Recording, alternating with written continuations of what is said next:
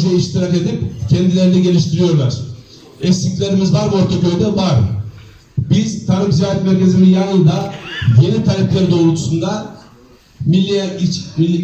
burada ilçe müdürümüz, burada çevre emlak müdürümüz yeni taleplerimiz oldu. İnşallah orayı daha da geliştirip Tarım Ticaret Merkezi'ni oluşturacağız.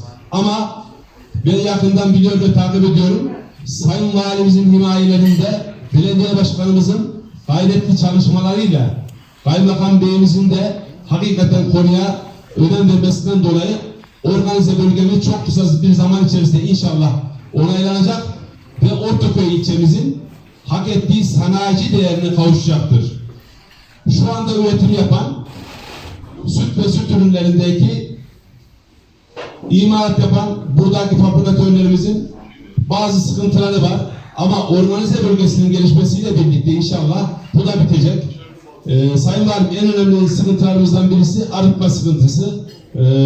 Burada üyelerimizin belirteceği var. Konuşmalarımızın olduğundan dolayı bu şekilde bir arıtma belediyenin yapması mümkünatı yok dediler.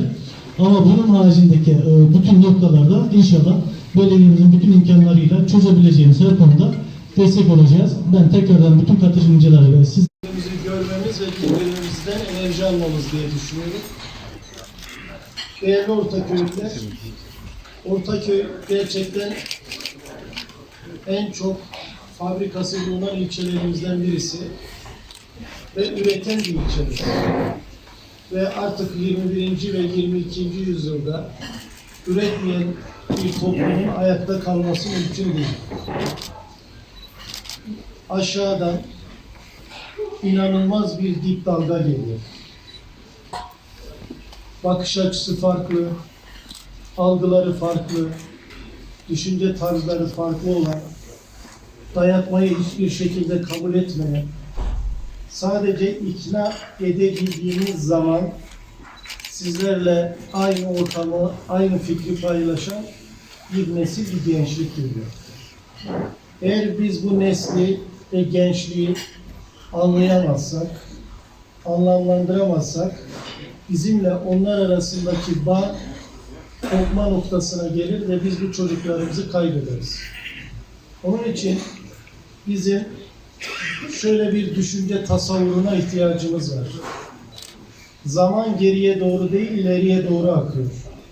O zaman biz gelecekte nasıl bir dünya istiyorsak, bugün de o dünyayı inşa etmek zorundayız. Belki de buna mecburuz. Bakın, hepimizin evinde çocuklarımız var ve bazen onlarla sohbet ediyoruz. Ve çocuklarımız artık bizim geçmişi sürekli onların başına kalkmamızdan rahatsız oluyorlar. Mesela bazen diyorsunuz, işte biz Hamit Bey diyor 6 kilometre yol yürüdüm, gittim yokluk içerisinde. Dedeciğim diyor, o sizin döneminizdeydi, artık geçmişe takılıp kalma, bugüne gel diyor.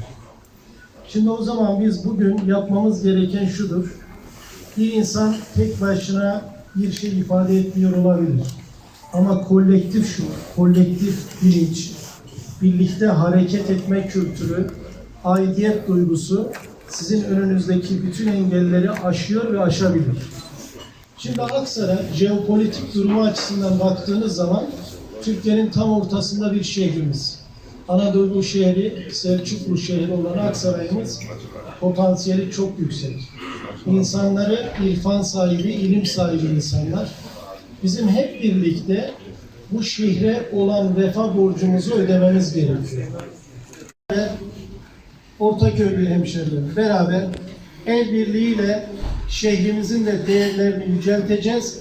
Hatalarımızın, kusurlarımızın üstünü örtmek değil, birbirimizi uyaracağız. Kavlileyin bir şekilde, güzel bir şekilde, Sayın Valim, Sayın Kaymakamım, Sayın Belediye Başkanım, burada böyle bir olay var. Lütfen buna müdahale edelim. Bu büyürse bize, size, herkese zarar verir dememiz gerekiyor. Benim sizden özellikle istirhamım bu. Bugün biz varız, yarın biz başka yerdeyiz, başka arkadaşlarımız gelecek. Ama Aksaray kıyamete kadar var olacak. O zaman biz hep birlikte bu değerleri koruyup muhafaza etmemiz gerekiyor. Çocuklarımızı bir ayakları kendi ülkelerinde olacak bir şekilde Mevlana'nın pergel metaforu gibi diğer pergelin ayağıyla da bütün dünyayı kuşatacak şekilde yetiştirmemiz gerekiyor. Bakın bizim en büyük kaynağımız insan kaynağıdır. Bugün Türkiye'nin Avrupa'daki en büyük kaynağı genç nüfusu ve insan kaynağıdır. Eğer biz bunu birlikte güzel işleyebilirsek bu çocuklarımız inşallah bugünün ve yarının teminatı olacaklar. Çünkü biz bunlara ne verirsek bu çocuklarımızla geleceğe onları taşıyacaklar. Şimdi baktığınız zaman Aksaray'da her açıdan gelişmeler var. Sebep olanlardan, müsebbip olanlardan, yolumuzu açanlardan Allah razı olsun. Ama benim huzurlarınızda bu kadar Aksaray'ın güzelliklerini anlattıktan sonra bir zayıf yönümüzü ve geliştirmemiz gereken bir noktayı da huzurlarınızda sizin takdirlerinize sunmak istiyorum. Bakın bir insan yaşadığı şehri kötülemez. Yaşadığı ilçeyi kötülemez. Yaşadığı mahalleyi kötülemez. Şimdi düşünün, burada bu kadar insan var. Biz evimizde olan